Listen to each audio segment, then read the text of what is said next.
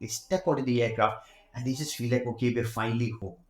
That is the power of branding, right? That is the power. When you say Malaysian hospitality, bring it to life. That okay, if your click-through rate is 1%, what is the takeaway that the 99% of the other people are also getting out of watching your ad? I will look out for your job so that you can look out for my company. The story in a way that it actually sticks to people. They don't have to buy right now, but if they remember what the brand is, they will come around.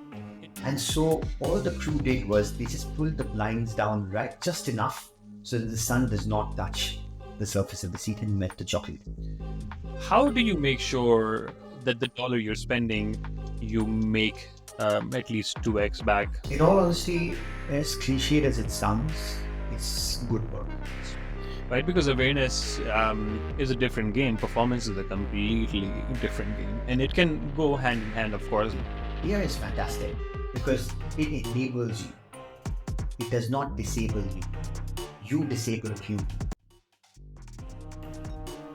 Hello, everyone. You're tuned into another exciting episode of this podcast where we dive deeper into captivating world of business and marketing strategies. If you're an entrepreneur, you will learn strategies on how to grow your business. And if you're working for someone, you will learn how to accelerate your career. In this episode, we have a sit down with Sagar Paranjpe, who is the general manager of Bonsey Jaden. Now, Sagar isn't your average GM. He has been in the trenches. He has worked from the bottom and now has emerged as a leader in his field. In this episode, he offers a unique perspective on how to grow and scale an agency. We'll also dive into the nitty-gritties of running a business, from hiring and retaining talent to measuring growth and customer retention. And here is the kicker. Sagar's definition of success is not just about hitting goals and hitting numbers. It's about learning, growing, failing, and asking for help and thriving in the long run. So everybody, get ready for some actionable insights in this podcast. We'll start with who you are and what is your passion when it comes to business and marketing.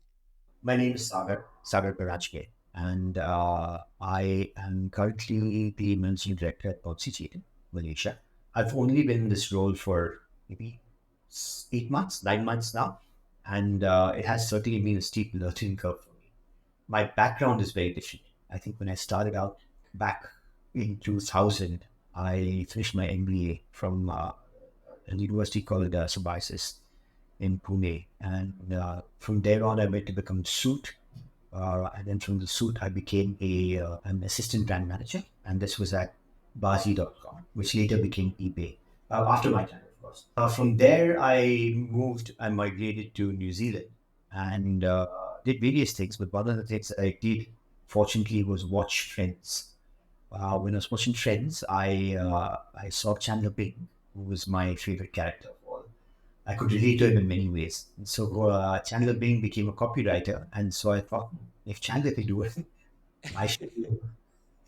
And so, and so I applied for ad school over there, and I became a copywriter. I worked in New Zealand for a bit.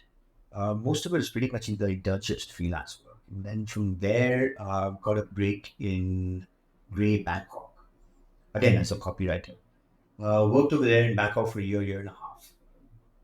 Great place and all that, but not really to hone copywriting, English copywriting skills. You know, it's great for ideas. It's great for execution work. It's fantastic for Thai copywriting. Nothing really for English.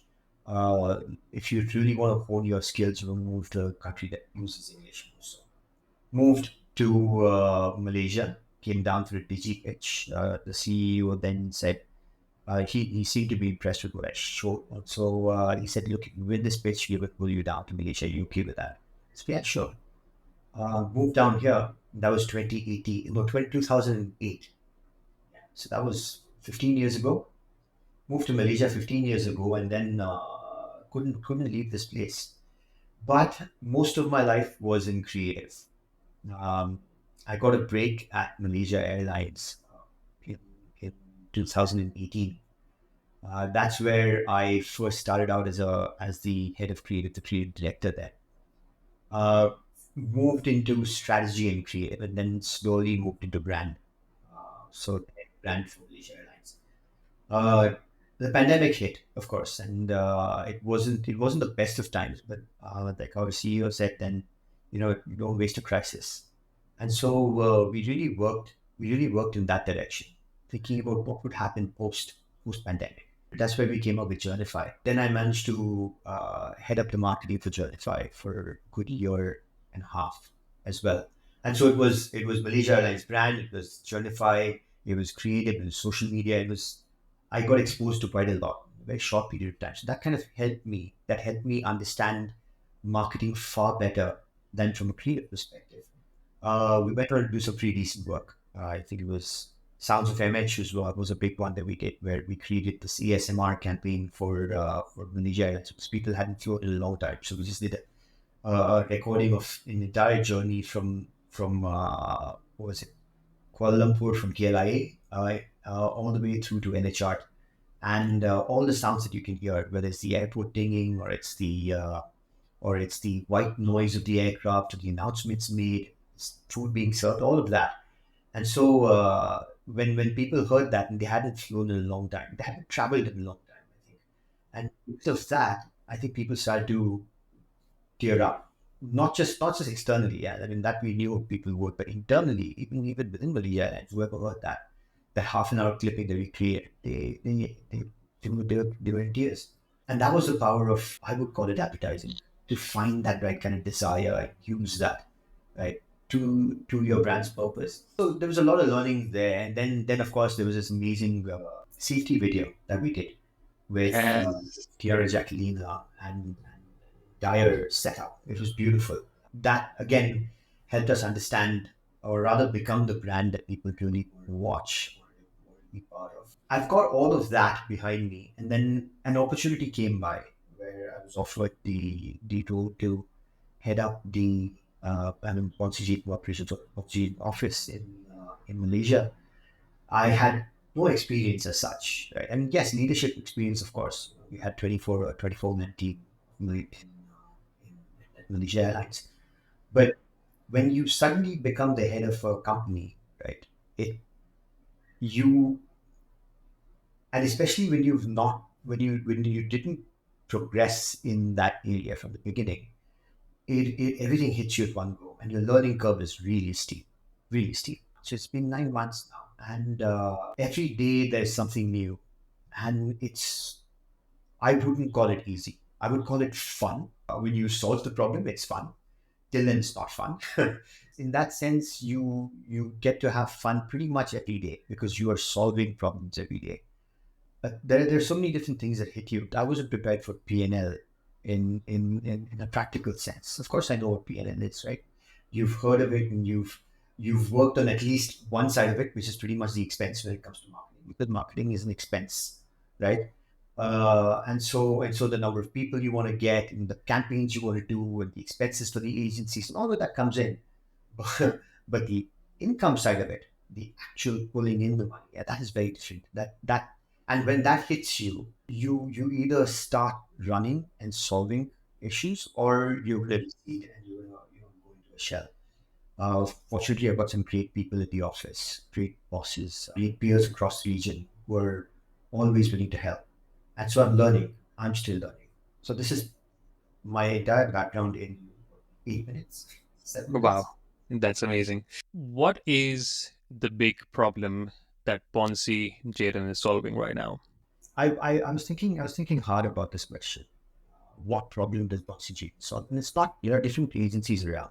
There are different kind of clients around. Everyone has their skill sets, right? Performance marketing is an entirely different area. Whilst it is a part of what we do, it isn't it isn't the highlight of what we do.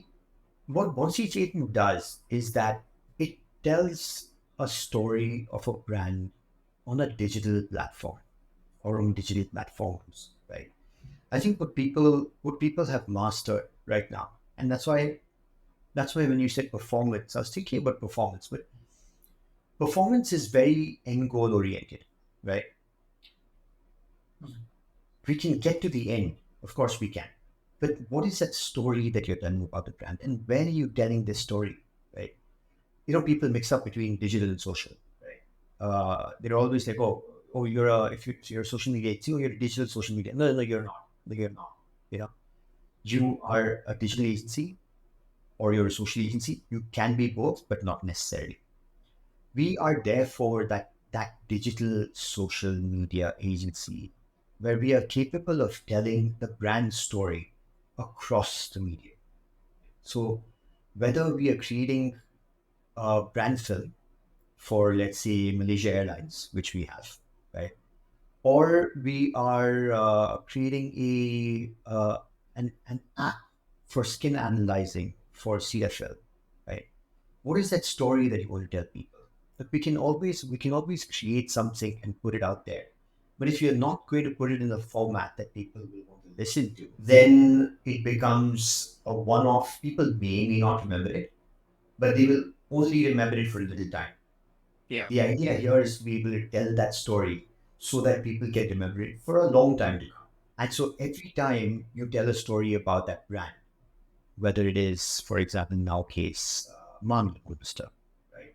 Or we want to talk about World, or we want to talk about Malaysia Airlines. Whenever we've told these stories, it has added value to people. So when they listen to it, they go, "Oh, okay, this is fun, right? Fun to watch. That is a value add. Or this is informational. That's a value add. Or this is just a beautiful story told for me to share with others. That's a value add, right? So we add value to consumers' lives through the brands that we promote, through the stories that we tell those brands. That is the problem that we're solving, because right now you're getting one or you're getting the other. You're really not getting many places that can start from the beginning and take you all the way through to the end to then buy that product, to be loyal to the product, to subscribe to the product. Right? In the end, let's face it, look, this is still a business. It's a business of selling products, right? But there are so many different ways to sell products. And if we just depended on one part of it, we wouldn't be where we are right now.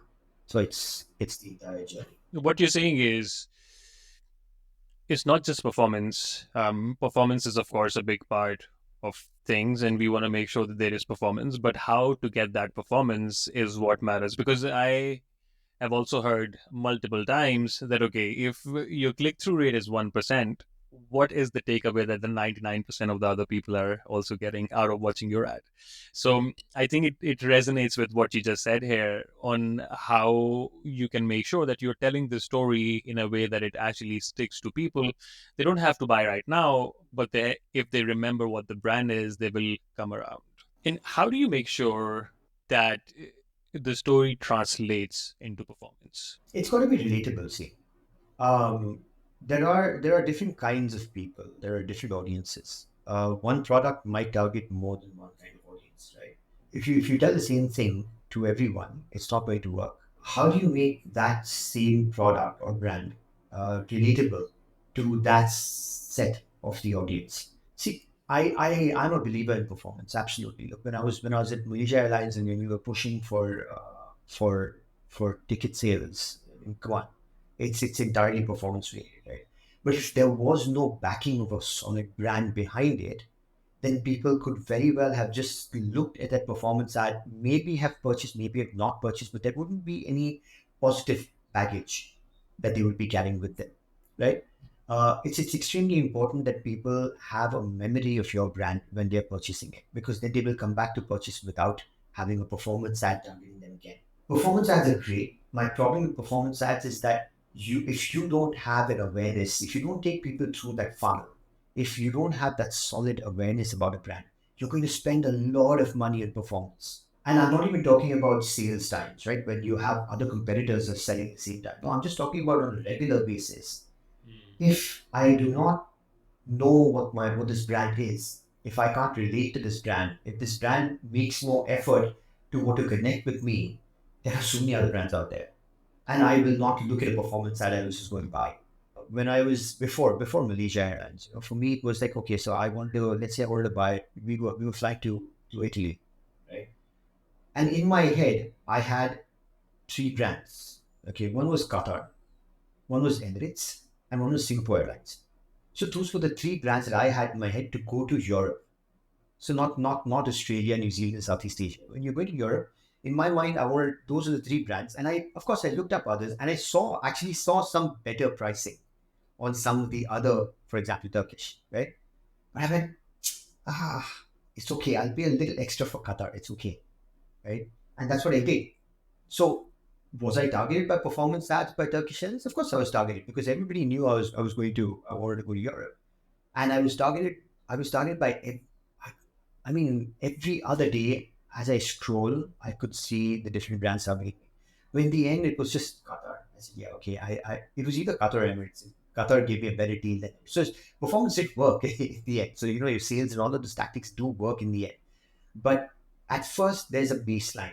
And my baseline was Qatar, Singapore, or Emirates. And then within that, the pricing worked for Qatar. So I took Qatar. Everything else, sure, there was better pricing. I was every time I was targeted by that, I was targeted by a lower price because I think they were studying my pattern, right?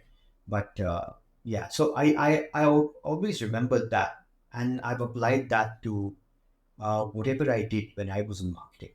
But again, I was very much brand focused. I was not so much performance marketing focused. There was a team for that, but that does not mean that I don't believe in it. I believe in it. I just believe that there's a place for it, which is the bottom of the funnel. Don't bring it to the top when people don't know you. It doesn't make sense. Absolutely. So, what was that about Qatar's brand that made you buy Qatar over Turkish? Okay, so it was the perception. Okay, I mean it was clearly the perception. Look, they've got a lot of money. It's and you see, it's not just Qatar Airways anymore, right? When you think of Emirates, you don't think of just Emirates. You think of Dubai, right? When you think of Qatar Airways, you don't think of just the airline. You're thinking of the money that they're pumping into the economy, the money they're doing to grow that. So with all of that comes together, that's what branding is all about. What is Singapore Airlines? Singapore Airlines is not just Singapore Airlines. Singapore Airlines is Singapore Airports, the experience that you will get at the airport. It is what Singapore itself is doing. Singapore tourism does, right? So it's a nexus. It's a combination of all of this that comes together that makes it a really powerful brand. And so that is what attracted me about that site, which is Qatar. Going, I could see the amount of money they were pumping into the economy. I could see what they were targeting. They wanted to do the work. They wanted to do all the stuff. Come on. When you've got that kind of single-minded focus of wanting more people to come in, then you know that Qatar Airways is probably going to, and it's going to be swank on the inside. Not that I saw any of the ads, okay? But it's going to be beautiful on the inside. The screen's going to be amazing. The seats are going to be comfortable. I mean, if you're going to travel, you might as well travel in style. It was not business class. It was economy, okay? But if I'm going to travel, I'm going to travel in style. Economy class style. Okay. So, you don't think economy class style unless you're thinking Qatar, unless Qatar Airways, unless you're thinking Emirates, unless you're thinking Singapore Airlines. And in reality, it isn't. Okay. It isn't in style. But it is comfortable. And it is, IG worthy. And it's got something that I can, take a picture of the ticket and I just have to show economy. I just have to show Qatar Airways on the ticket and post it. And then suddenly, people go, oh, why were you taking Qatar? So it adds, like I said, it adds value to my life, right? And that's what a good brand is. That when it adds value to my life, then I will certainly stick with that, or at least I will try it out. When you were working in Malaysian Airlines, did you ever see Qatar, Singapore, or any of these, or Emirates as a brand that you would keep as a benchmark? Of course, absolutely. Okay, but look, I'll tell you what. And this is something that the CEOs always said. Look, and I keep saying we because I still relate very much to Malaysia Airlines. Right? So we are a premium airline. We're not a luxury airline. So we will never be a Qatar. We will never be an Emirates. We will never be a Singapore Airlines as far as the luxury aspect is concerned. But the way we can compete with them, and that was the real focus of all the branding work that we did, was Malaysian hospitality, right? And so therefore we knew that there was this one hook that was required, and we cannot compete with luxury airlines. But that was never the objective. But we want to be a premium airline. We want people to think about What will I get when I go to Malaysia Airlines? Right? And what they will get is Malaysian hospitality. Whether it is foreigners are the ones to first get that taste of what Malaysian hospitality is when they step on the aircraft. And the Malaysians, well, for them it's a sense of familiarity. We've interviewed a lot of Malaysians, yeah, flying on Malaysia Airlines, and for them it was, the minute they step on Malaysia Airlines, they greeted by the crew, they feel at home. They feel that they haven't even entered the country. They're still in whichever country in the world they're in. They step out of the aircraft and they just feel like, okay, we're finally home. That is the power of branding, right? That is the power. When you say Malaysian hospitality, you bring it to life, then you know that you've achieved something great. When the announcement was made, whenever the aircraft is over Malaysia, over KL, like the crew makes the announcement saying, to all visitors, welcome to beautiful Malaysia. To all Malaysians, welcome home. And people teared up. So that one line is so powerful in bringing across Malaysian hospitality, in bringing across that, see, you're in Malaysia Airlines. That is premium quality. So I that is have what goosebumps. yeah, I still get goosebumps. I still do. That's beautiful. Okay, so for a lot of the people who don't really understand the difference between a premium experience versus a luxurious experience, can you tell the viewers what that difference is? Mahogany armrests, the absolute softness and comfort of a massage chair. When you walk in, you see gold, and you see gold plated, not gold plated, just gold. Okay, that is luxury, right? The way that comes to life when you walk into that aircraft, you do feel luxury. I mean, I've been lucky enough to have been in some of the business class of these luxury aircrafts, and at airlines, and you feel, oh my god, yeah, this is luxury, right? There is a very clear difference between luxury and premium. And premium does not mean that it's gaudy, but premium means that it's classy. Right? There is a certain level of class involved in premium. But what is that class that we're talking about? It doesn't necessarily have to be, it doesn't necessarily have to stand out for you, right? But what it does is that it makes you feel uh, that you are in a better place than, say, how do I put this? I don't want to name names, but in a low cost, it's a low cost airline, right? And there's nothing wrong with low cost. Honestly, fantastic. The niche is amazing. They've exposed so many people. You know what I always said? I always said that, look, I'm so grateful for AirAsia. I really am, because they introduced flying to so many people, right? So many people got a chance to fly to so many places in the world. And so this is and the most of the audience is that who have just started working, right? Or they've been working for a few years now. So all I ever said was, thank you very much. When you're ready, come to a premium airline, right? You now know what it is like to fly. You enjoy the experience of flying. Here, what now I'm giving you is a premium experience. What is premium experience? I'm giving you baggage without having to pay for it. Right? It is part of the package. I'm giving you food without having to pay for it, and it's not bad food. It's good food, right? I'm giving you a service where you don't have to keep dinging to call the crew, but as they walk by, they will smile at you. They will ask you if you want something.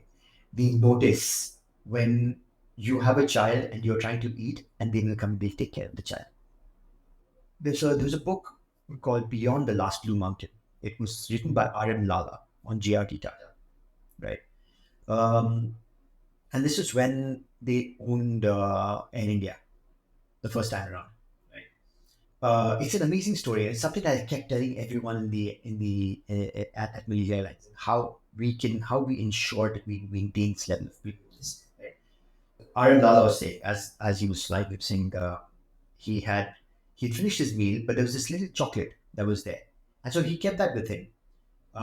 They took away the tray, and he wanted to go to the washroom. So he just placed the chocolate on the seat as he went to the washroom. When he came back, what he noticed was they hadn't moved the chocolate, but the sun was beating right on the seat.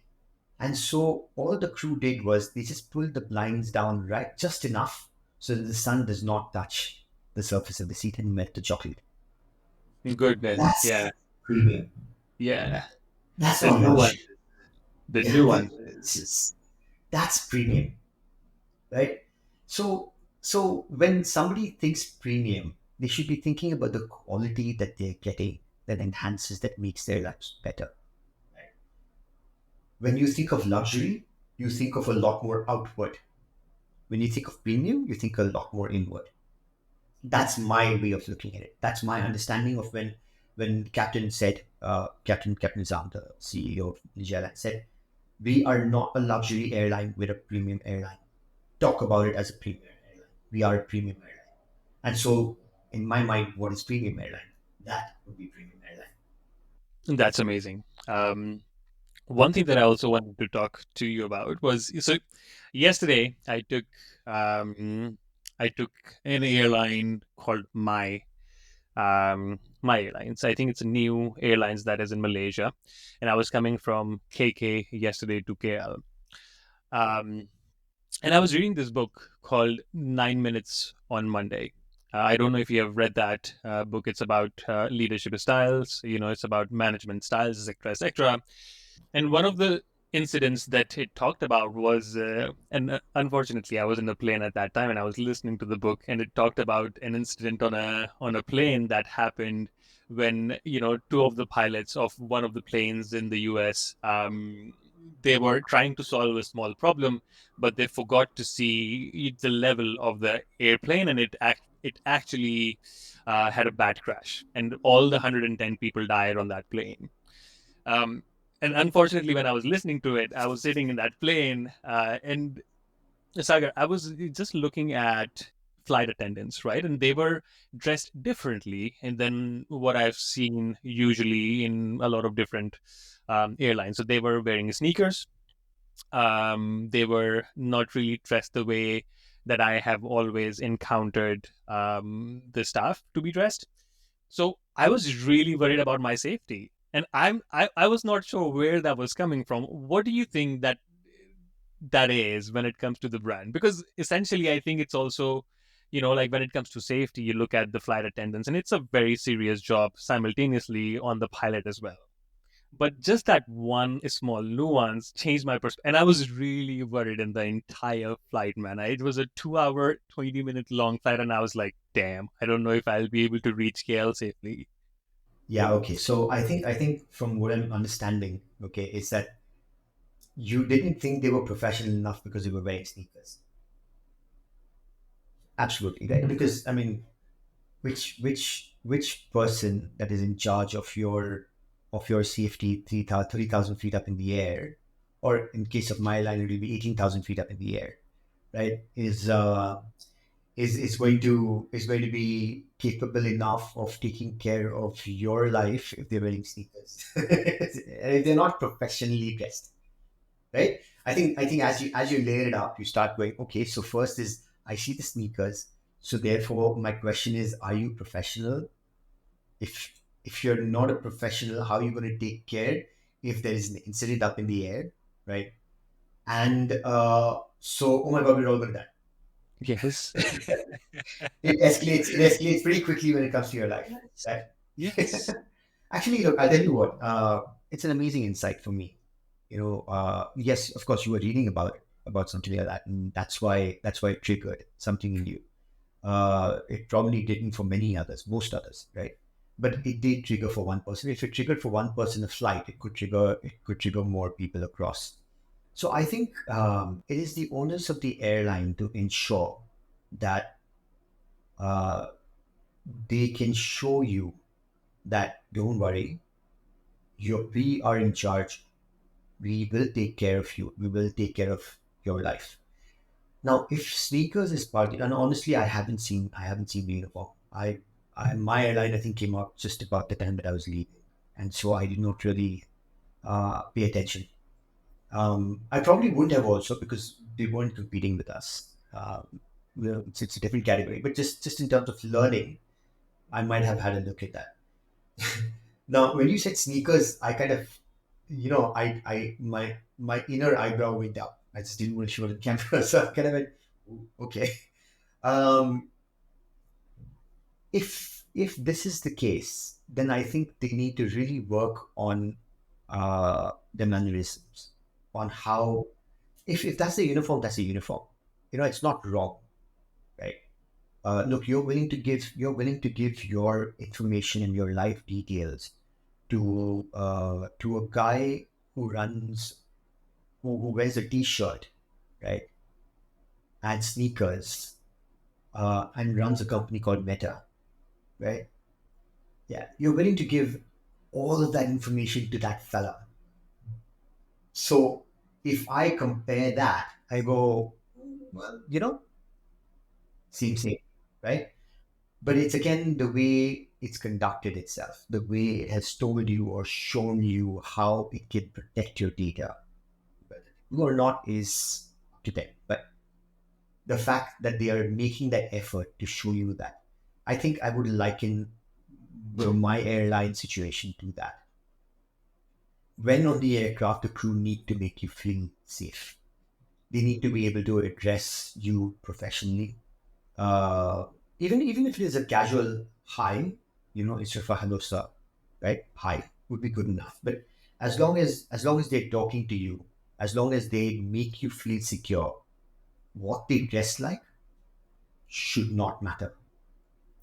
But then it will come down to that. And look, they're new, they're fresh, they're just learning.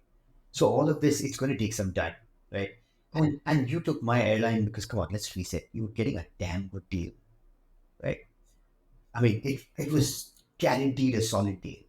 So something's got to give somewhere, just not safety, right? So which is why they can afford to be casual. They can afford to do things the way they want to do it, not that on the aircraft. But I think they have to ensure that they can make you feel safe and secure, make every single passenger there feel safe and secure, and that will come through a lot of the PR and communication that will come across in terms of the training. Malaysia Airlines had one of the most stringent training processes for the crew. I believe at one point it was 84 days of training. Wow. Okay. And I've seen every aspect of that training. And when you see that, you know what the crew is capable of.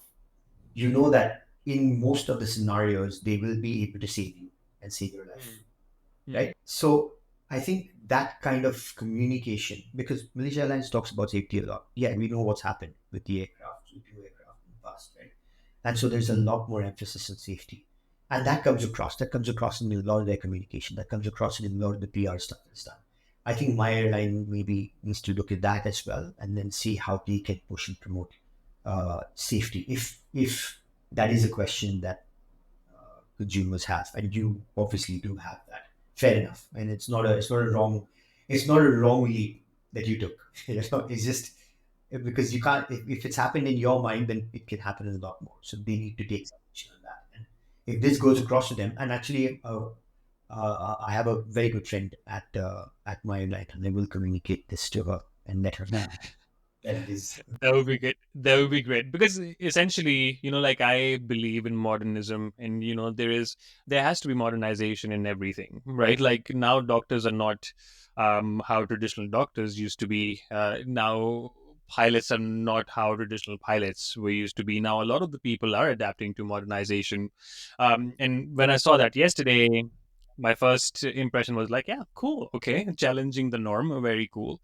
But then as soon as the plane took off, my entire perception became very different.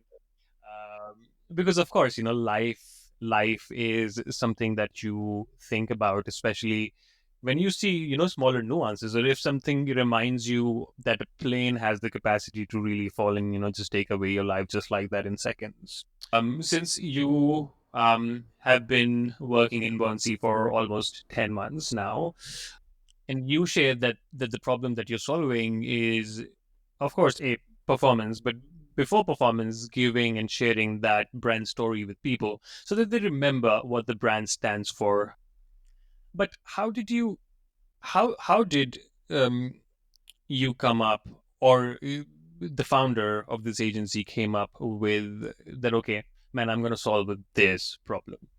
A lot of the brands out there don't have their stories out, but I want to solve this problem. How did they come about? Because a lot of people, essentially, Sagar, when they want to start a business or an agency or anything like that, they're not sure if they're solving the right problem.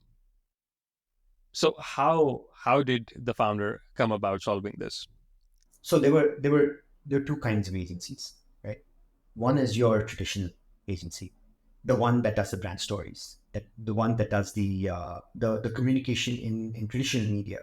Still pushes out TV ads, or okay, so YouTube video ads, right? Pushes out billboards and radio ads and all of that stuff. And their main focus was that because, hey, let's face it, people were still there in that area. They were still, the consumers still wanted to watch that. They were still taking information from that and making their decisions based on that. So that was one side of it. Then there was the other kind of agency. The second agency was about performance. Let's get all your products into all the consumers' hands, and this is how we can tell you how to do it, right? And so, therefore, what were those metrics? Those metrics weren't about, oh, do you remember the brand story, or do you remember, or top of mind recall, or none of those metrics were part of it, right? What was part of this? The KPIs over here were, oh, so you started out back then, which is your click-through rates, okay, and then after you go, okay, so what is the cost per click?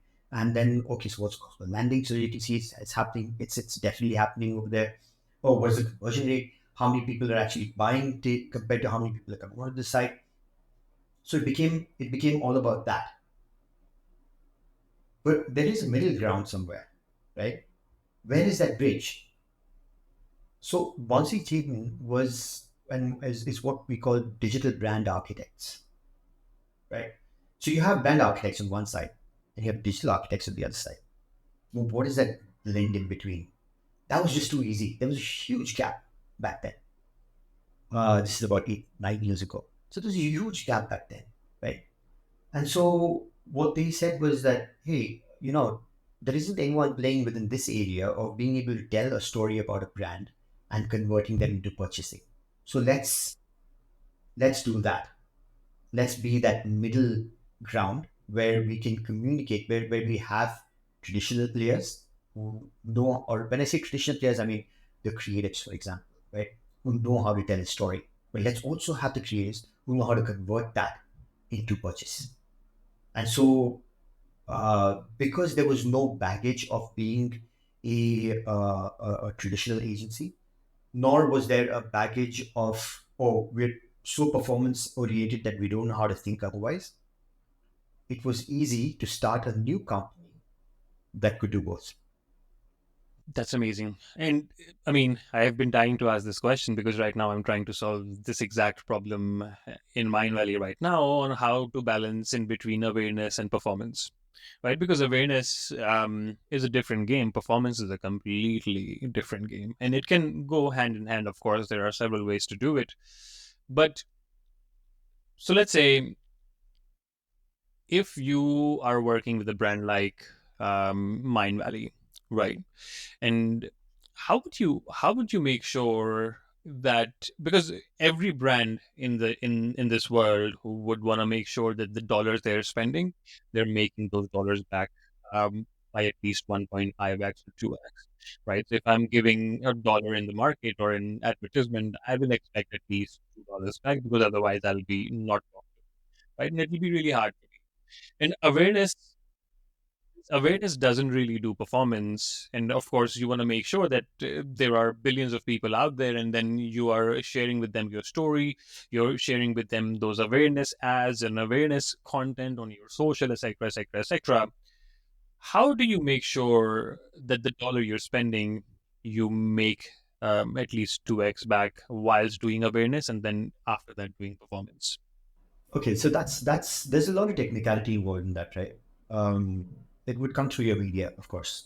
I'll first go to the media side of the story before I go into the brand side of the story.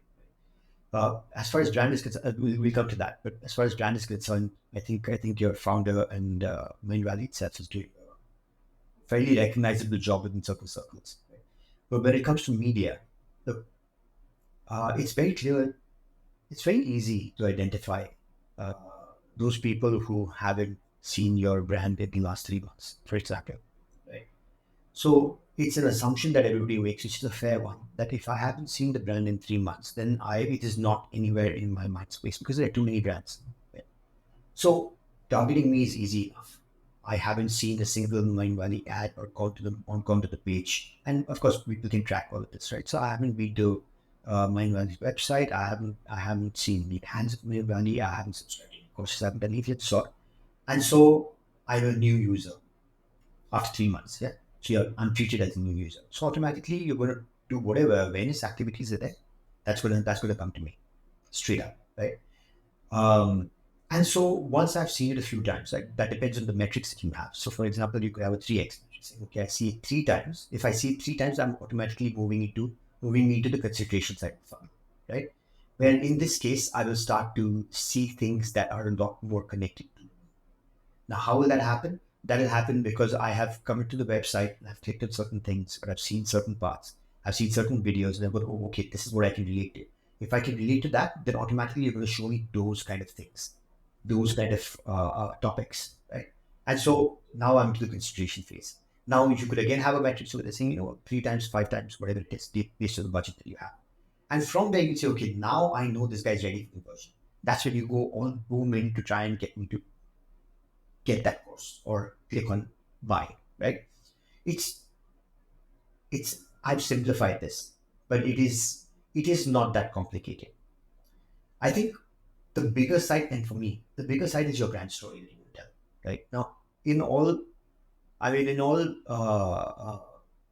fairness to Mind Valley, I think Vishen has done a fantastic job for the longest time. It's not that he was not known before Milo, right? Right? But Milo catapulted him, and therefore Mind Valley, right? Um, Steve Jobs was Apple, right? Vishen is Mind Valley. It's really as simple as that. You take away Vishen, and it's going to be very difficult to push Mind Valley, right? So that story that's being told about what, in all honesty, right?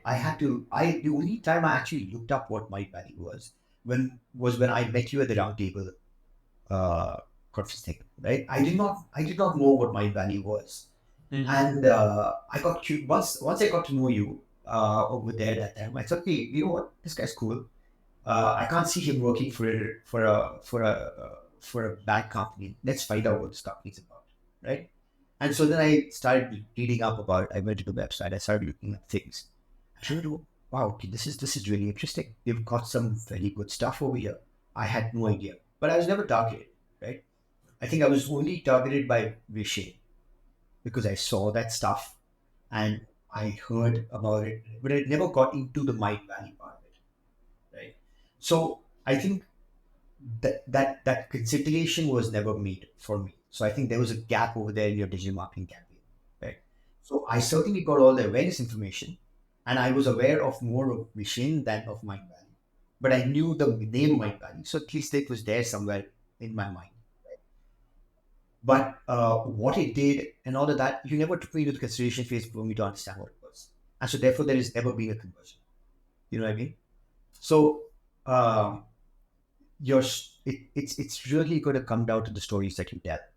I see just now an ad, I'm targeted constantly by this ad, but I've been targeted way too many times and I've done nothing about it, but I still get targeted. Okay, for example, this is the story, and I don't remember that woman's name, but it's a story of a woman who is capable of doing anything that she puts her mind to and that kind of stuff, right?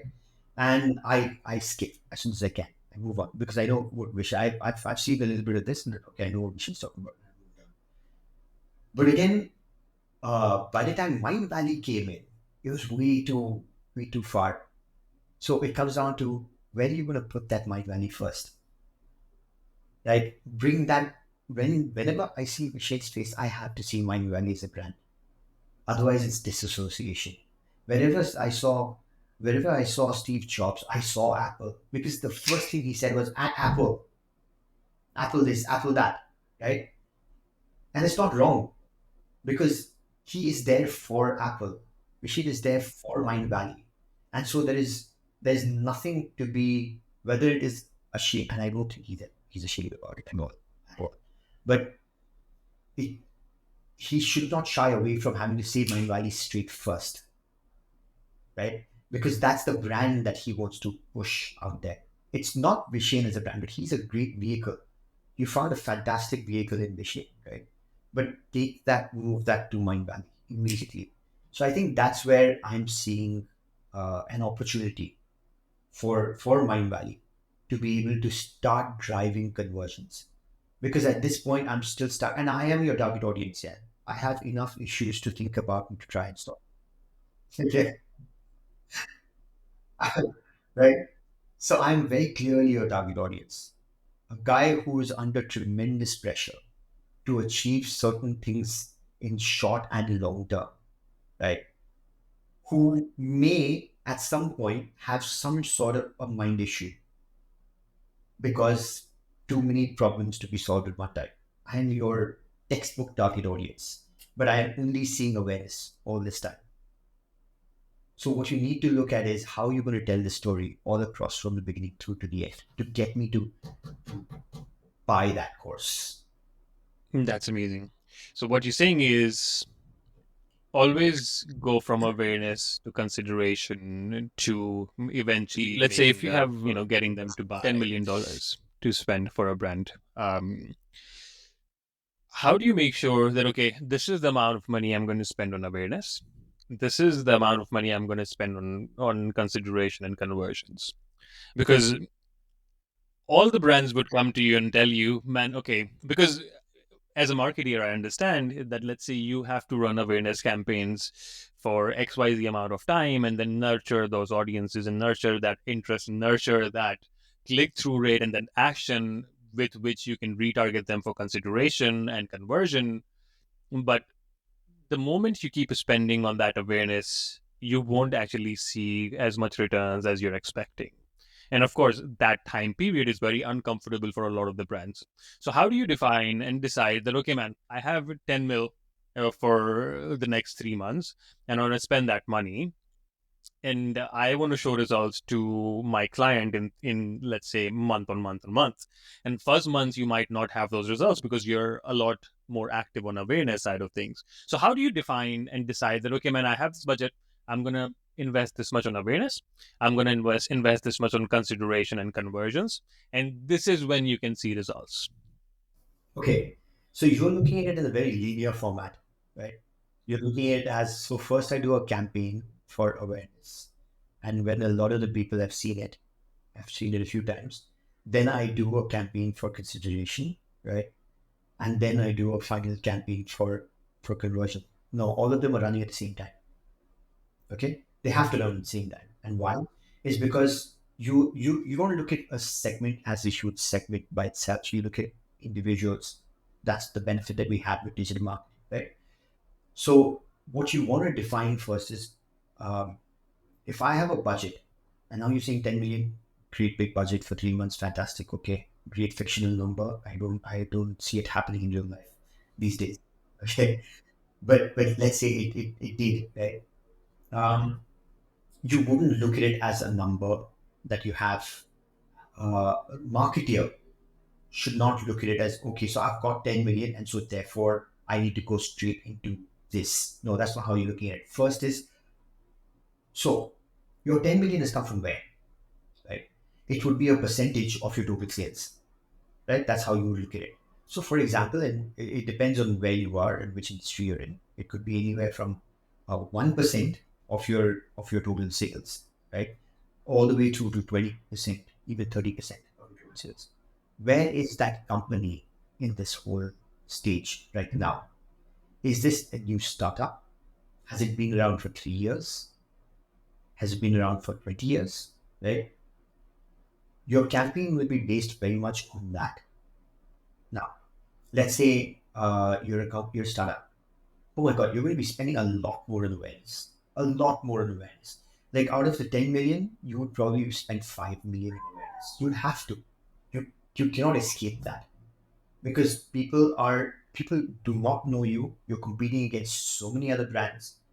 And what's going to happen is that you drop your awareness campaign somewhere and suddenly somebody else takes that over. A similar brand that is now seeing, oh shit, this brand is putting in so much money. Okay, let's see where that gap is and then I'll jump in there. And then suddenly all the effort that you've made, now suddenly the benefit goes to another brand. Right? So you can't afford to drop. But you've been around for donkeys of years. Okay. Now if you've been around for that long, then you really don't need to put that much into events. That's just crazy if you do that. Ah yeah, you launched a new product, fine. Then you will need an awareness campaign for that. But if you're talking about the brand in itself, you don't need to put in 5 million. You don't need to put in a million into that. You can put in 500,000 to get away with it. I'm just doing fictional numbers here. But what I'm trying to get at is that you first need to know where your brand is or where your company is in terms of its overall awareness over the years in the market. Yeah. And thank you for sharing the Sagar, because I believe there are a lot of the companies out there who are always looking to get the performance out of ads, right? And then they approach it in a way that they want to make sure the ad is built in a way that there is a hook, there is a close, a strong close, and then you're retargeting people again and again and again to close them. And then if you don't expect the results that you want, now they know the reason why. There has to be that awareness phase. There has to be that consideration phase. There has to be that conversion phase. And the conversion phase doesn't have to be so long because you have already shared with people what your brand is and what your solution is. And that leads me to a question, which is basically, okay, you have a product now. So let's say Bonsey at the moment has a product and they have mastered that product over time. How do you make sure you price it at the right price? How do you find that? What pricing strategy do you use, and how do you make sure that you're selling at the right price? Okay, so this is very different. From a Ponzi's perspective, I really can't talk about it as such because it it a lot of it is dependent on the time hours. It's as clear as that. How much time is required? So, okay, there are two parts to this. One is the name of Bonsey Jaden in the market, right? So therefore, it's a reliable company. It can deliver good products, as it can deliver good quality commercials. It can deliver good quality campaigns, right? So therefore, would I put it at the 4A's level? I wouldn't put it at 4A's level. So our 4A's agency will not see that. But like I said, luxury premium. So we're certainly a premium agency. But we don't, and so therefore we do not charge luxury pricing, but we do charge premium pricing. Why? Because we have premium quality individuals creating these products, right? So that is one part of it. Second is, of course, so therefore, if that is the case, how much time is going to be required for creatings? If you tell me that, okay, Sagar, I need Mind Valley, I need you to help with Mind Valley for a year, for a 1 year campaign. We're going to be doing this every month and it's broken down. So therefore, we know the scope of work. Looking at the scope of work, we can tell you how many people we will need on this particular job. And so therefore, breaking it down to time hours required, we will tell you what the cost is. Uh, uh, Beyond that, you can always say, okay, yeah, Sagar, great, thank you very much. Or you can say, you know what, we've got a certain budget in mind, and this is exceeding the budget a little bit. Would you be able to compromise it? So you say, okay, sure. If it is at a compromise situation, you'll go fine. Okay, we can shape some here there in terms of the cost. But if it is really drastically low, then we tell you, you know what, fine, we can still do it, but then we take away certain things because you can't have everything within that price, right? So therefore, we will take away certain things that we proposed, and we will just do these ones, and it'll fit perfectly within your budget. And maybe throw in another additional campaign, saying, you know what, fine, we do this additional one at same overall same cost. And so then that way we achieve this compromise or this move forward. And so there is no, I really can't say there is a certain price that we will charge everyone. In that is the ultimate goal, that you to charge the same price for everyone. But it depends on the client. It depends on, hey, are you a fun client to work with?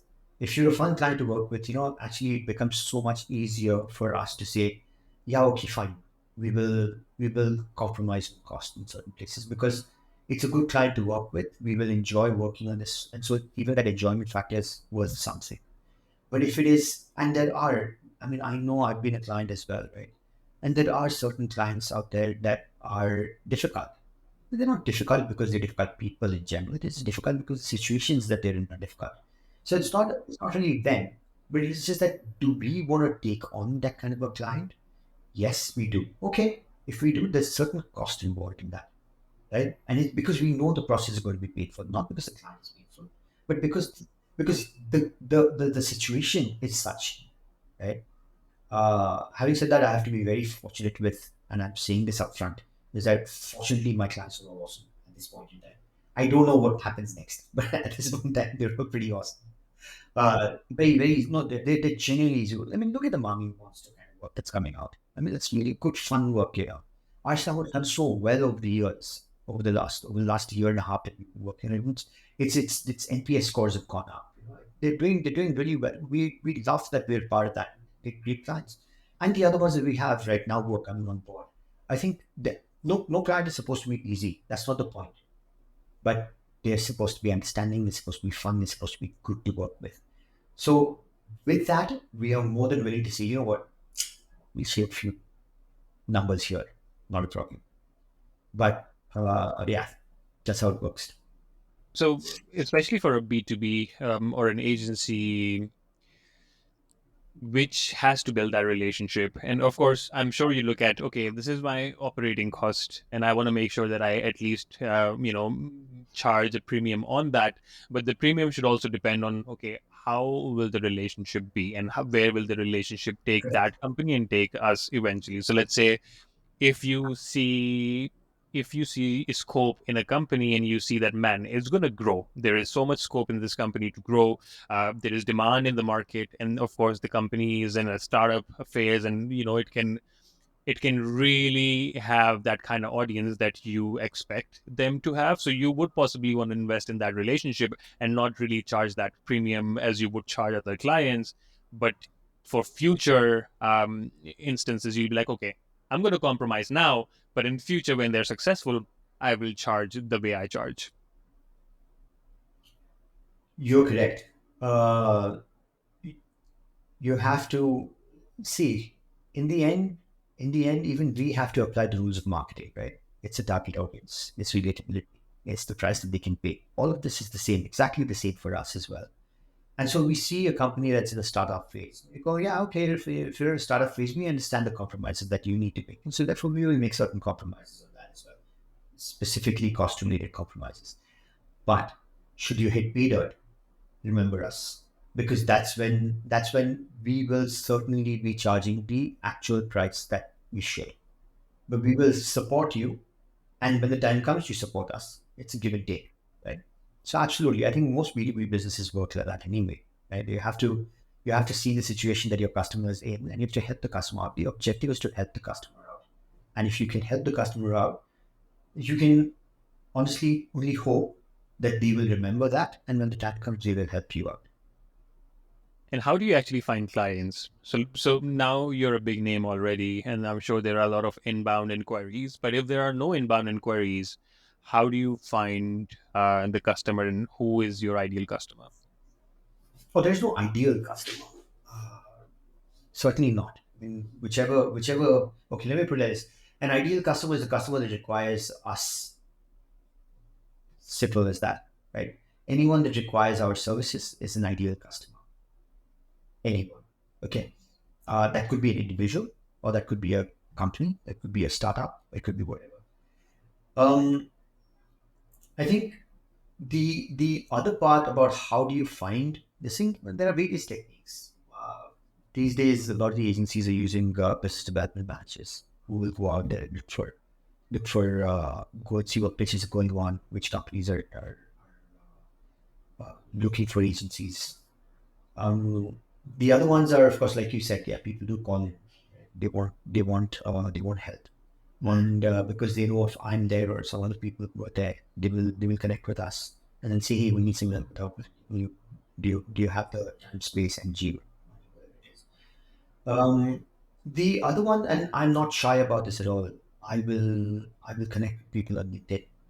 I will read up about the company. I will understand what the company is about. I'll see what moves the companies are making in the market. And accordingly, I will connect with them and I will talk to them about it. If they respond to me, great. If they don't respond to me, great. Either way, it was an attempt to get something out of nothing. So if you don't get anything, then there's no loss, no foul, right? If you get something, then great. So one shouldn't be shy in going to approach people to talk to them about business, because you're not, whilst you're looking for business, you're also, your business helps their business. So it is certainly a give and take, right? So whilst I'm asking for more business from them, I'm also very cognizant of the fact that I'm going out there to ensure that your business does well. That's the only way I can get more business from you, right? So one shouldn't be shy or afraid or worried about approaching people who are in positions to make those decisions. Uh, I can confidently say this now.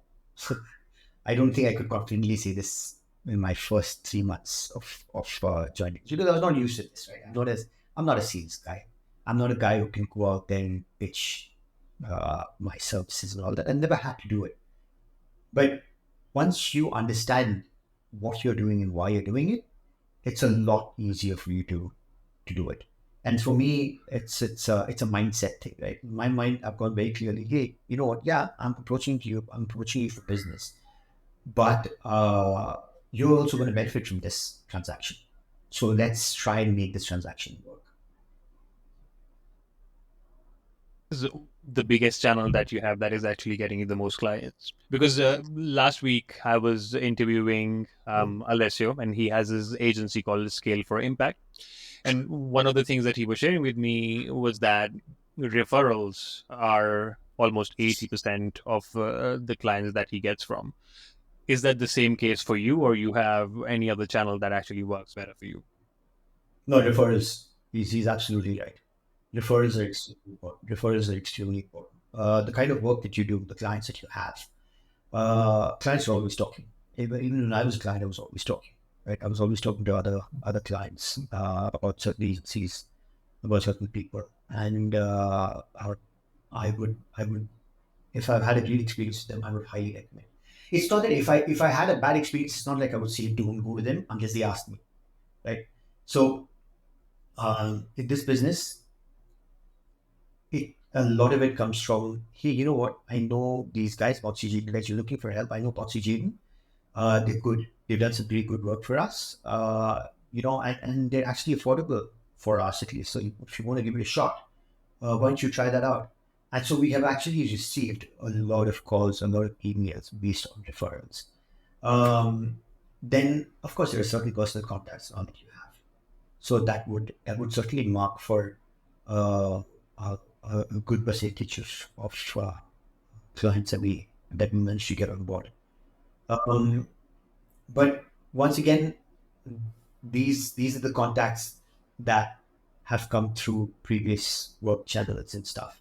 So again, it's either ex-clients that you worked with, that you built a good relationship with, were they willing to trust you, right? So um, it's very rare that you will find a friend, right, out there that you've never worked with, and who will give you their business. It's very, very rare. So again, you will have had to prove yourself at some point in the past. You have to have a certain recognition for whatever it is that you've done in the past. So that certainly helps. So those are two extremely important ways in which business comes into the company. Amazing. And like you were talking about how, I mean, every business has different kinds of audiences, right? You have, and they're on a different stage. So you must have, so you have your clients which are working with you, they're your customers. And I'm sure there are some companies which are at the moment cold when it comes to Bonsey. There are some who are engaged. There are some who are considering becoming a partner with you. How do you make sure the customer side of things is different, right? But when it comes to the other three segments, how do you keep them engaged? Do you have a strategy to keep them engaged so that they become a customer, or or you have BDs managing that relationship? Correct. That's what I was going to say. So, as a company, no, we do not have that. We do not have a strategy besides our business development that looks into this. They certainly maintain those relationships. They're always there to talk to people. Even if there is no work at this point, they certainly connect with them. They can deal with them on a personal level sometimes on a more professional level, depending on the relationship that they share with the potential customers, right? Same goes with me. Same goes with anybody else. I think in the company, we maintain our relationships, and look, this is a relationship business. You're not going to get a job. Um, Not every job comes your way because, oh, great, you've shown some amazing work in a pitch, and that's why we will go with you. A lot of the times, even in pitches, right, even if you are the best in terms of the work that you've shown, and there's second best, they might still win it because of a relationship that is there. And this is a very important aspect of business. Relationships are the most important aspect of business. Work is certainly as important, but relationship can help that little bit more to be able to get you that job, even though the work might not be the best, even though it's very good, it may not be the best. You might still get that job because of the relationship. So the relationships trump everything. Absolutely. Yeah, I'm keeping it as human as you can, because eventually I feel marketing and sales is just relationship building in one way or form. People people think it's rocket science and you have to have 5,000 strategies to do that, and you can have those strategies, but essentially it's the relationship building. Um, Sagar, what is the main metric that you guys use for measuring growth in your company? What's the main metric used for measuring growth?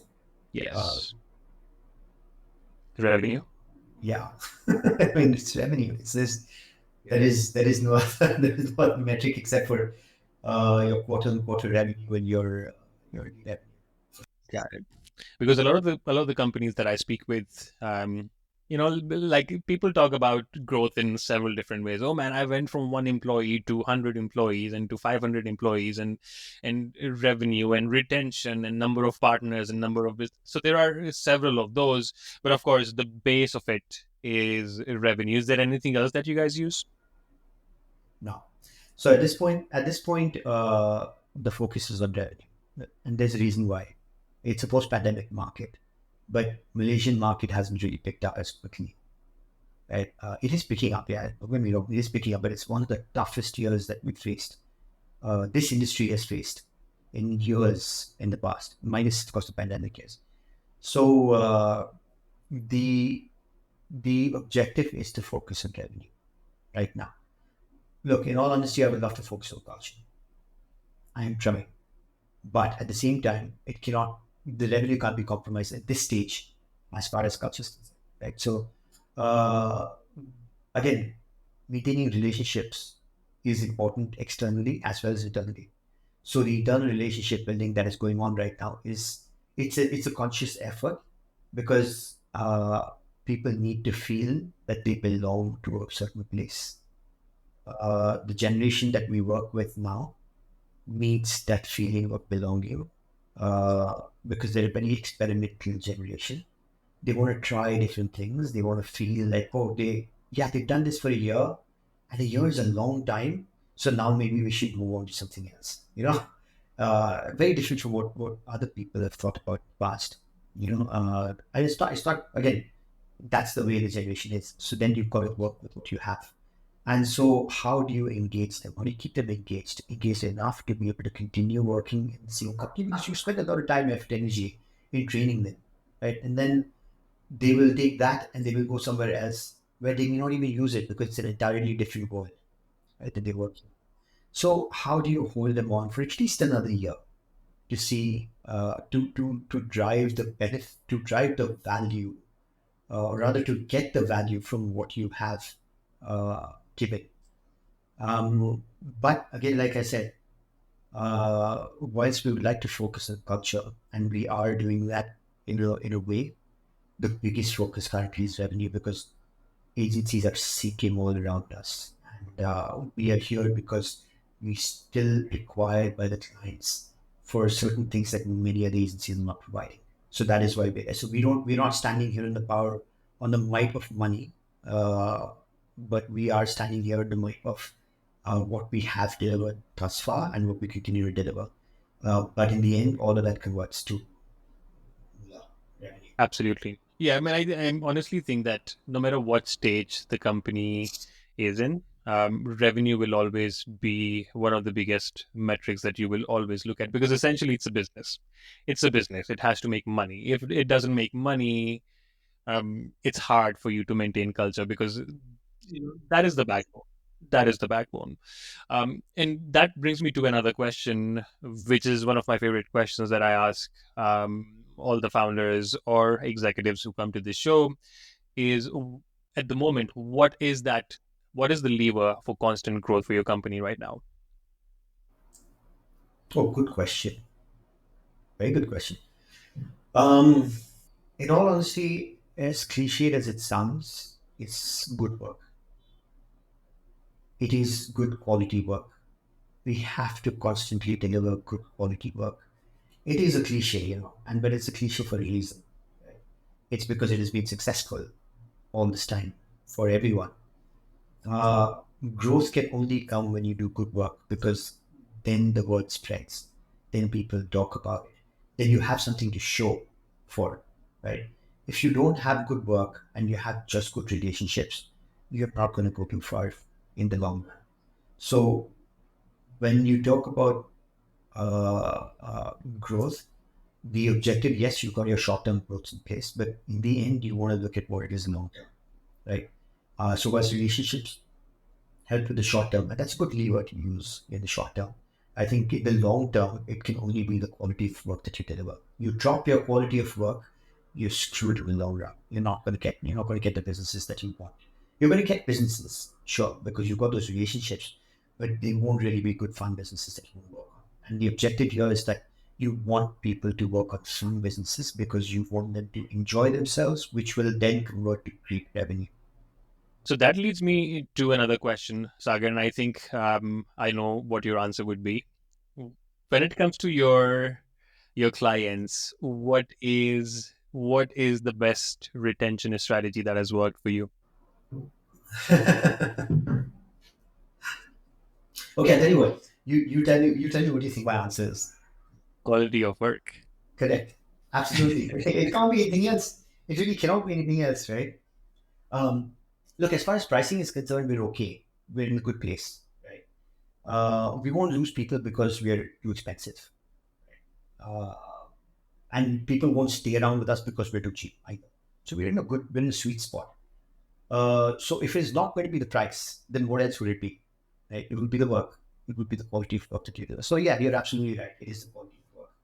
Absolutely, because eventually it's the promise that you make when you're building that relationship, and then it comes to delivery. If you deliver over that promise, great job. If you deliver under that promise, then of course retention will be extremely hard. Yeah, Exactly. You because might there are get that always two one more sides of chance, the coin, right? One side is but that's acquisition, the where if last you're chance that you great at get. And sales, that'll you will end the keep pumping in the relationships, money right? and you will keep getting the clients. But essentially, if you want to retain them, which will have the lesser customer acquisition cost, and then you can actually have that retention over and over again and maintain those businesses with you and build that moolah that you were talking about. Or you keep just pumping in newer and newer clients who are leaving you constantly, but you're still making money. But if you want to sustain in the long run, because of course you can get 5,000 customers, 10,000 clients, 20,000 clients, but essentially they might even run out over the years, and people will remember. And if you say that 80% or whatever percentage in your agency is coming from referrals, then of course people talk. People are always talking. Always. Your ex-clients are still talking about. So ex-clients still talk about us.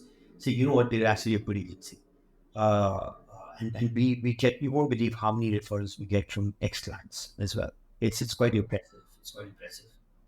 I had nothing to do with it. Yeah, this is before my time. So obviously, whoever was here before me has done a very good job with that, with good quality work. Yeah, man, and I know you, man. You're probably leveling that up, 10x or whatever that X is. Um, but yeah, you touched upon culture, and culture is extremely important because, of course, one side of the things is customers, the other side of the things is your team, which is also kind of your customers. What is that quality? What is that most important quality that you see in someone before you hire them, no matter what role that is? Because for me, if I'm looking for hires, Sagar, one of the biggest things that I look for is that hunger. Because if you're hungry enough, you will solve the problem no matter what. You will never question that, oh man, this is not my problem. I don't give a shit. I like there are people like that, and which is fine, which is completely a fine approach to see work. But for me, it's hunger. What is that quality for you if you want to hire someone in your team? There are quite a few. There are quite a few qualities. I'm just trying to figure out what is that one thing I would really consider above all. Uh, for me, it is okay. So yeah, I think your hunger is a nice way to put it as well. I think it's the attitude, right? Um, it's not about the oh never say die attitude. It's not about that. It is about the attitude towards work, right?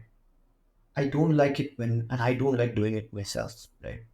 When I look at work and I go, oh, more work. It's not like I go, oh, yay, more work. Oh, God, and I never do that. That's nonsense, right? But I don't ever go, oh, God, there's more work.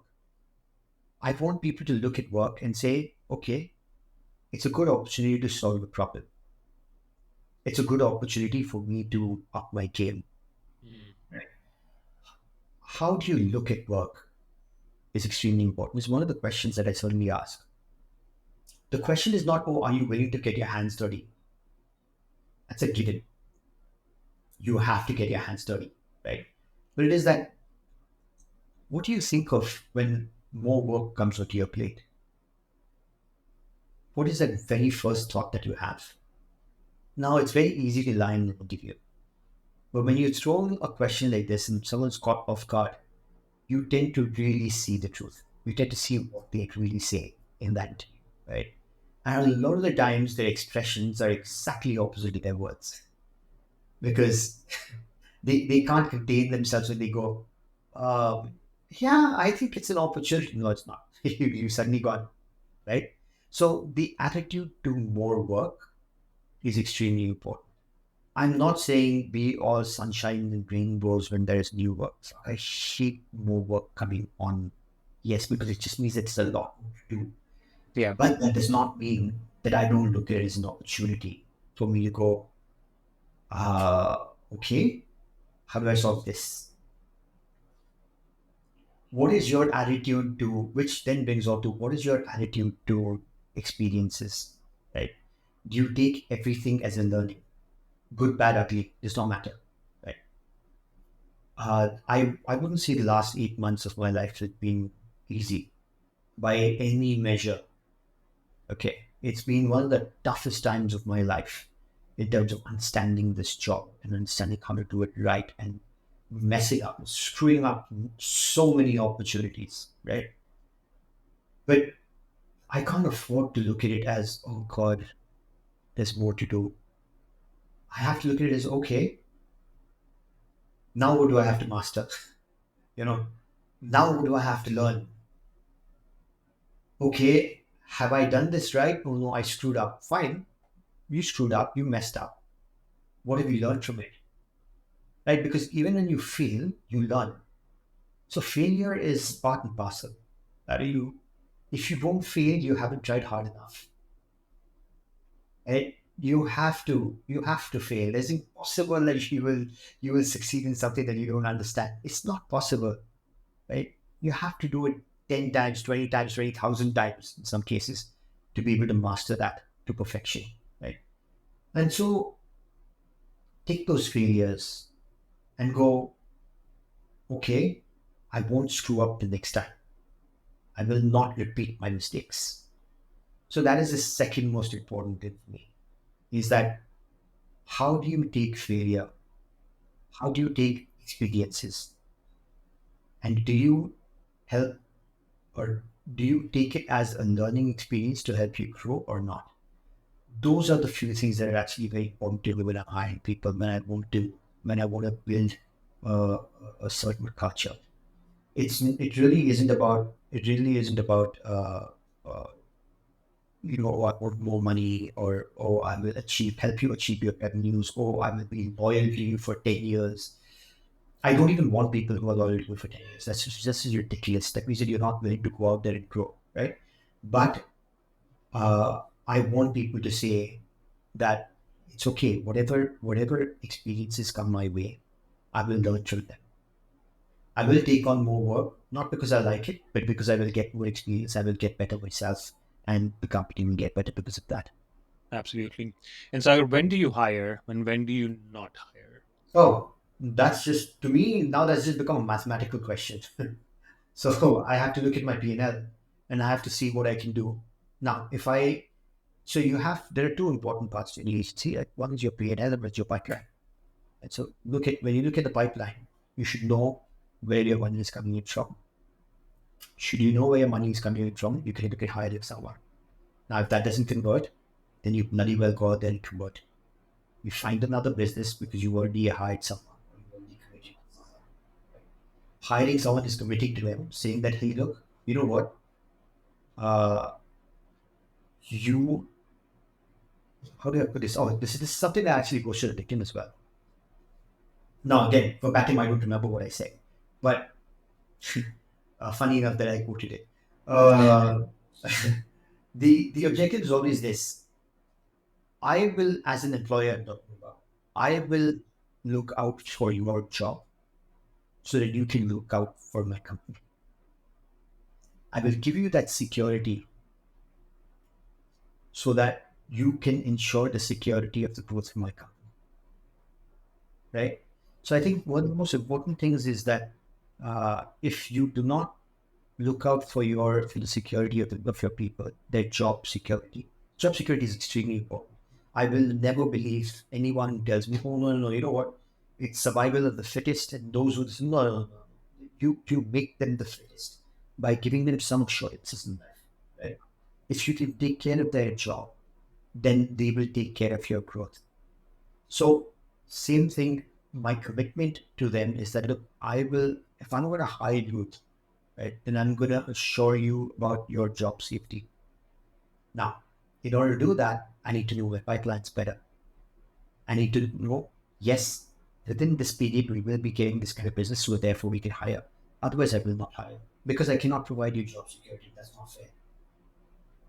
Got it. So it's actually very linear for you. If there is demand, you hire. If there is no demand, you're like, not needed. And that also leads me to this question, because right now we are living in an AI, AI warfare where there is everything AI, and it's a revolution, right? Like how internet revolutionized everything, and now AI is also revolutionizing everything. And you can literally, especially in an agency where there is a lot of design work, there is a lot of copywriting. How do you leverage these new technologies and AI in your business right now? You've got to upscale your people. Because you're an art director, right? Does not mean that you can't use Midjourney. In fact, because you're an art director, you should be using Midjourney, right? Photoshop has come out with Firefly. It's phenomenal. It's phenomenal, and it's only beginning. It's only beginning. It's only learning right now, right? So can you imagine the world that is going to be, where you do not really need to shoot, to go out there and find images, to go out there and look for stuff, where you just have an imagination and you know how to articulate your imagination. It shows you a visual, which you then put into Firefly and expands that visual. So AI is fantastic, at least in this field. AI is fantastic because it enables you. It does not disable you. You disable you. So if you don't get on top of this, you're fucked. Sorry. You really are. Okay? Like, okay, let me put it like this. AI is not going to take away a job. Okay, the person who knows how to use AI is going to take away a job. Very simple, right? So how are you going to be that person then? Just upscale. Copywriters can use ChatGPT. Just go ahead and bloody use it.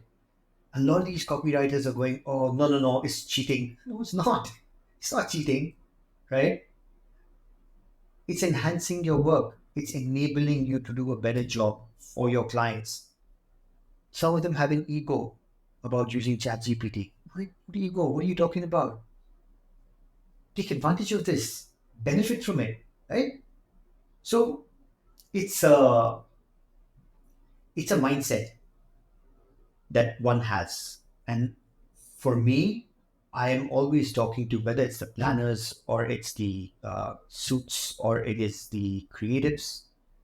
I'm always talking about AI. I'm always talking about ChatGPT, about Midjourney, about Firefly, about everything else that can come out there. You can do videos, you can do voiceovers. There's nothing that you can't do anymore, right? Then just do it. And if you're an art director, it doesn't mean that you can't be a film director anymore. Does not mean that you can't write a script that can then be corrected by ChatGPT and then recorded somewhere on some app, right? So, but I have to tell you, these are going to be major cost cutting measures for companies, and that's not a bad thing. Which is why right now I don't want to hire unnecessarily. Hire where it is necessary, right? And like I said, you see, even this attitude thing comes into that, because now with ChatGPT and all out there, are you open to learning from it? Are you open to trying it out, using it, taking advantage of it, failing, but learning and then succeeding with AI? I mean, so when I do hire, that is one of the most important questions that will be asked as well. Amazing. And how do you make sure that your team is using it, Sagar? Because I'm sure there are people who have been in a company when AI was not there, when ChatGPT was not as widely used as right now, and Midjourney and DALL-E wasn't as used as how it's being used right now. How do you make sure that people are adapting to it and producing possibly 2x the amount of work that they used to produce? I don't need to be doing it themselves. That's the kind of people we have. Yeah, I don't need to. I really don't need to. So yeah, they know they're just jumping into it. They're showing me stuff. We had a pitch recently, and we used Midjourney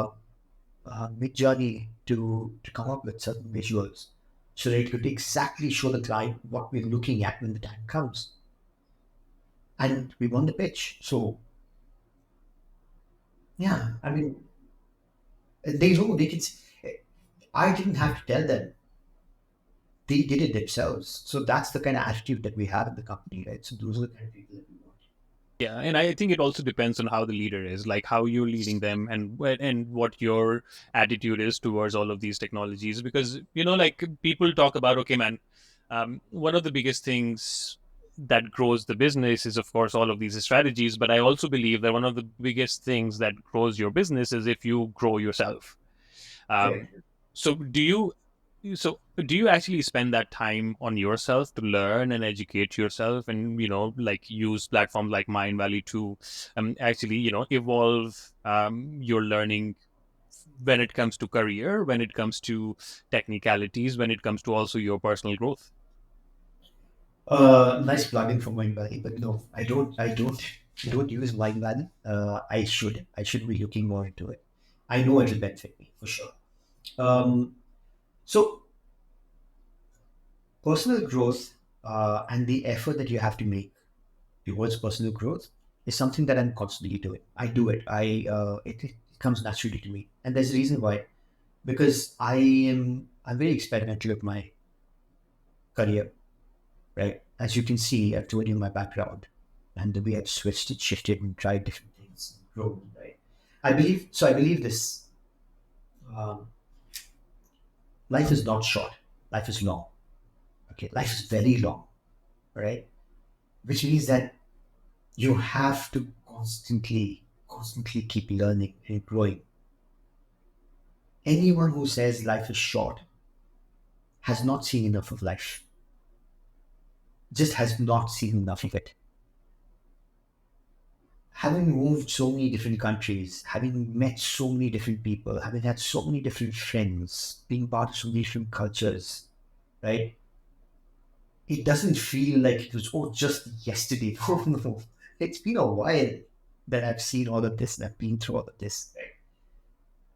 What I'm trying to get at is that's my attitude. That's where my attitude comes from, to learn, to grow, to enhance myself. When I was working in Malaysia Airlines, I had to drive all the way to the airport, right? On that side, Sabah. And so it would be an hour plus drive one way and then an hour and a half all the way back, at least, right? Now, I could have listened to music. I'm not a music guy. I'm really not. I could have. But I chose podcasts, right? And so NPR, Shankar Vedantam, right? I mean, amazing. Okay, whatever he touches turns to gold. Right? So I was listening to a lot of that. Right?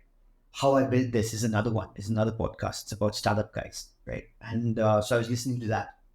So psychology, business has always been an area that I've always been interested in, right? And so listening to that kind of stuff, I think those drives certainly made me more intelligent, if not tired, certainly intelligent. Okay.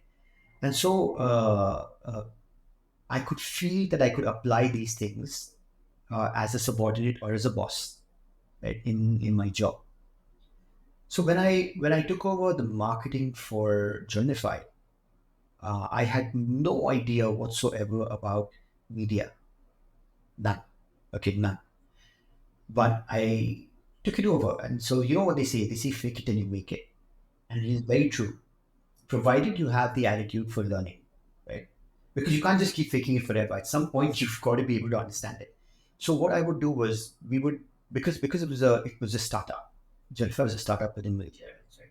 So because it was a startup, I had to focus on Malaysia Airlines as well as Journify. My day would generally start at 7:30. Sometimes my first meeting would be at 7:30. Right? We've in fact had a meeting at 6 o'clock also because people don't have time during the day. So we've had the 6:30, sorry, not 6 o'clock, 6:30 meeting, right? And so we've done that. And then my last meeting sometimes would be at 2:30 at night. Okay, it's a startup. What do? You work your ass off, right? And then I would be up. So sometimes when we finish up at 12:30, then I would be up till about 2:30, reading blogs, learning a lot more about media, about KPIs, about metrics, about how you measure them, how you look at them, what is the role of social media metrics and how that works. And so I was constantly reading different kind of blogs till about, and I couldn't sleep because I was still also charged up and energized, right? That I could stay up till for another 2 hours and not work but absorb. See, if I looked at that as work, I guarantee you I wouldn't be doing it. But I was looking at it as growth. I was looking at it as, oh, I'm learning something new, right? Oh, I'm getting better than what I was 2 days ago, 1 day ago, 5 hours ago, right? And so that constant growth was important. And so that's why I would sit down and I would learn till I'd fall asleep or the phone would drop on my face, right? And then I'd wake up at whatever, 6 o'clock, 6:30, depending on what meetings were. But that went on for a good 1 year. I, I, I, I know that my health suffered during that time, but my mental health didn't suffer, right? In fact, if anything, I looked at it as, oh my God, I'm getting better and better and better. And then when I finally left, then I took a month and a half to myself to start to recover. But I can guarantee you, I was going through mental issues there because I wasn't learning anymore. So I was like, oh my God. So then I started to learn about how to run a business. But seriously, no matter what you learn about when you start one or when you start working in this capacity, oh, it's very different. The challenges and all of that. So yeah, I look at everything as I will take time aside to sit and learn to become better. Lie. That's amazing. That's amazing. And thank you for sharing that with us. And this leads me to the last question, of course. Okay. So the last question is, people who are, let's say, just starting their career, or who are 10 years behind you in their career, what action they can take today to accelerate in reaching the position that you are at today? Okay, so one thing I would really tell everyone: don't be in a hurry. Forget the word accelerate. In all honesty, everyone has their own pace. Don't compare yourself to somebody else. Really don't. Look, when I did my MBA, now all of the guys, pretty much all of the guys that I did my MBA with, they're all far ahead of me. Far ahead of me. Okay. Uh, but I don't compare because you want to grow, right? Grow at your pace. Everyone has their own pace. Take your time or don't, if that is what your pace is, right? But don't be in a rush to get somewhere. I've said this earlier. Life is long. Don't worry about it, right? And if it gets cut short, then there's no regret anyway. Yeah. But if you're living, then learn and have fun learning. And learning takes time. It takes mistakes. It takes failures. It takes successes. You cannot rush that. You cannot rush success. It'll be stupid crazy if you do that, because you will, okay, let me put it like this: fail now. You're 10 years behind me. You're just starting. Fail. Aim to fail. Just go ahead and fail. It's okay.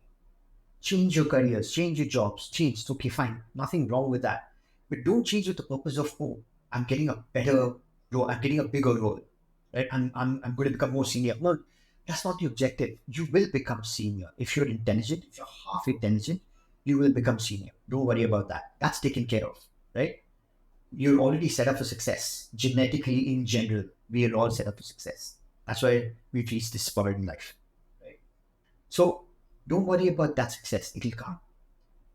If you don't fail now, you will fail in the future. And if you fail in the future, that failure is much harder than it is before.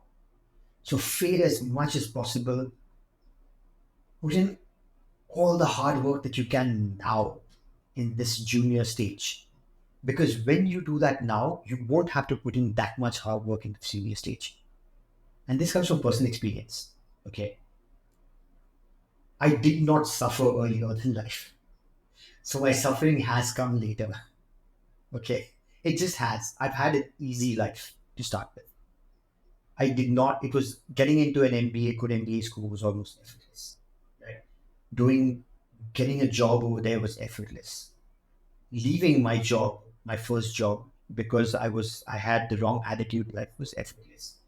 Leaving the second job because I just wanted to explore was effortless. But I never put in the hard work that was required to be able to build a solid foundation then, so that now things will be effortless.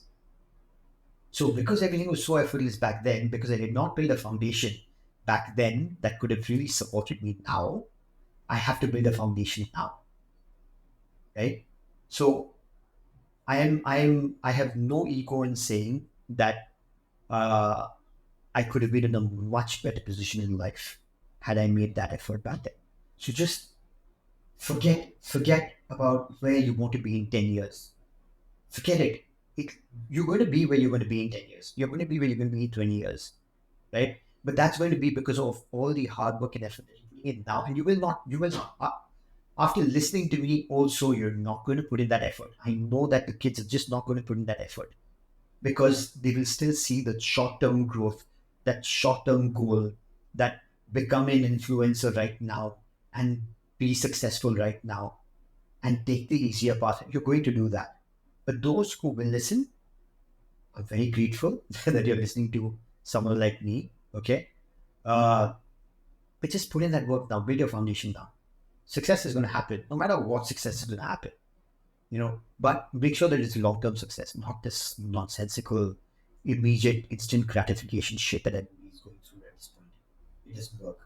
That's a solid advice, Sagar. Thank you so much for sharing with whoever is listening or watching this, of course, because essentially I think failing teaches you a lot more. You can learn it from other people as well, but the more you experience, the more you fail or you succeed, the more you learn. And for that, of course, you have to take that step, right? Take that Ooh, step and ooh, ooh. initiative. One more thing. Sorry, I should be saying this. Adding to this, one more thing. It's very important. Ask for help. Ask for help. Don't be ashamed. Don't feel shy. Don't feel like you're automatically inferior. No, no, don't do that. Go and ask for help. Is it? That's the best thing about people. They want to feel good, so they're going to help you. So don't worry about that. They will help you. Even if they don't like you, they will help you because that'll give them a one up in life. They'll feel, oh, they've done something great. Let them feel great. Get the help that you need. Ask for help. That's rewarding. Appreciate your time, sir. Thank you for spending these almost 2 hours with me. If somebody wants to get in touch with you, how should they get in touch with you? Oh, they can email me, personal email, because I don't know if this is personal professional to connect with me. So it's Sagar Paranjpe at gmail.com. I'm hoping that you would put up something over there so that they can connect with me. Or find me on Instagram and DM me. Yes, I'll tag your profile in the description below, of course, and of course the email as well. If anybody who's listening or watching who wants to get a piece of this brilliant mind, of course, reach out to Sagar.